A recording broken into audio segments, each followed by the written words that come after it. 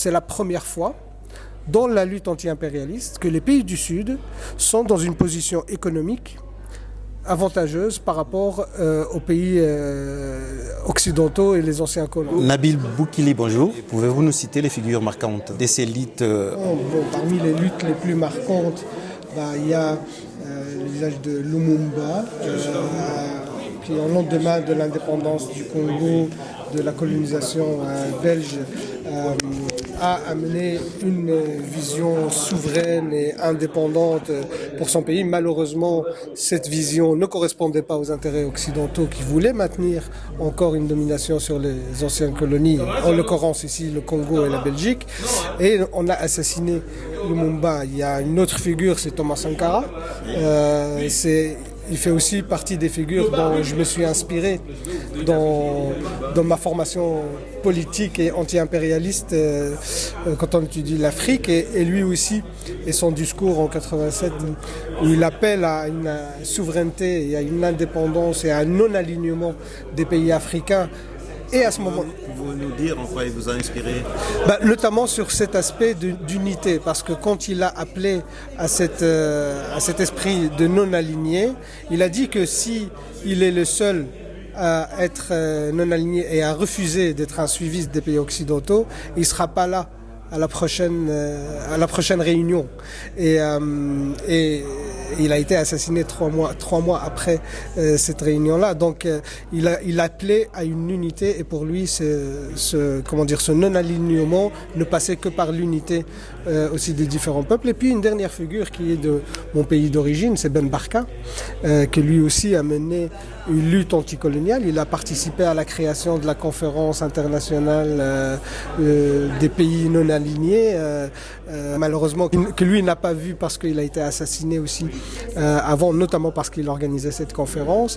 Donc voilà, c'est des figures historiques du mouvement anti-impérialiste en Afrique et qui ont marqué en fait l'histoire africaine dans sa lutte anti-impérialiste. Justement, quelles ont été les causes de l'échec à répétition de ces luttes et quelles leçons en tirer?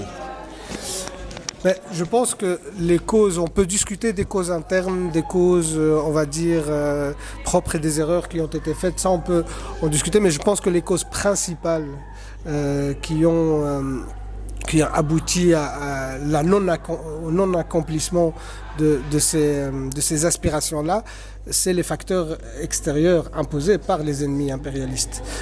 Parce que, par exemple, dans le cas de Lumumba, son assassinat a été commandité notamment par la CIA, par les services belges aussi.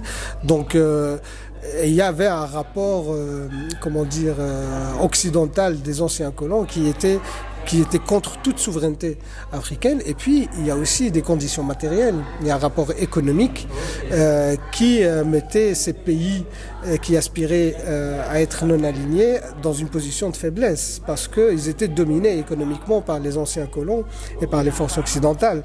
Donc, pour moi, c'est les raisons, on va dire, principales qui ont amené à l'échec et surtout le manque d'alternatives pour ces pays-là avec la chute de l'URSS et qui ont maintenu cette domination. Et surtout, malheureusement, cette continuité-là a abouti à un recul aussi dans ce sentiment et dans cette idéologie anti-impérialiste qui est en train de renaître aujourd'hui.